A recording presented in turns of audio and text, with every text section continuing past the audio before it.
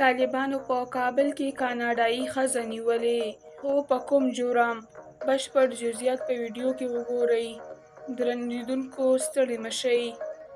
یوې سرچینې رسنیو ته ویلي چې د اسلامي امارت واکمنۍ په پتنګړه کاکۍ مشهوره افغان توکمه کاناډایي ښځه ندیمه نیولې ده.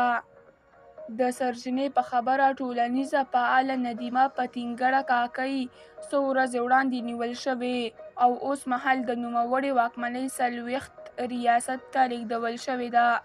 یادې سرچینې بیا د اغلې پتنګړې کاکۍ د نیول کېدو د لامل په تړاو څه نه دي ویلي.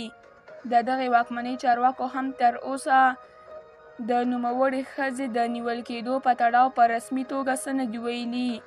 دغې ښځې پر ټولنیزو رسنیو وروستۍ ویډیويي استوزه د فرورۍ پر 9مه خپره کړې وه چې پکې یې له یادې واکمنۍ څخه غوښتنه کړې وه تر څو له وګړو سره ښه چلند وکړي. هغې په دغه ویډیو کې ویلي، ګلونه درڅخه مې جار کړې، د خپل هېواد پر وګړو او هم پر تاسو مې زړه بدېږي، ځکه دا خبرې درته کوم. تاسو چې په دا رینجرو کې روان یئ، دا ټوپک داسې مخامخ مه نیسئ یا خپل سر پرې کیږدئ.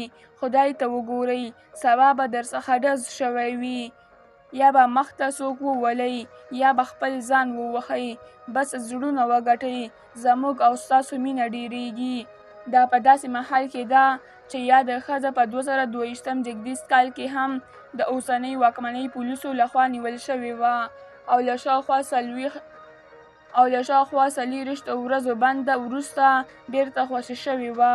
په هغه وخت کې یې کورنۍ له رسنیو سره په خبرو کې ویلي وه چې افغان توکمه کاناډایي ندیمه پتنګړه کاکۍ له کوم جرم پرته نیول شوې ده. د راپورونو له مخې ټولنچاره ندیمه پتنګړه کاکۍ د یوې مرستندویه ټولنې مسؤله ده چې د نیکیزو استوزو د خپرولو ترڅنګ په افغانستان کې د نجونو د زده کړو په برخه کې هم فعالیتونه کوي. ندیمه پتنګړه کاکۍ په 2019 زېږدیز کال کې له کاناډا څخه افغانستان ته تللې وه. درنو لیدونکو له ملتیا مو مننه.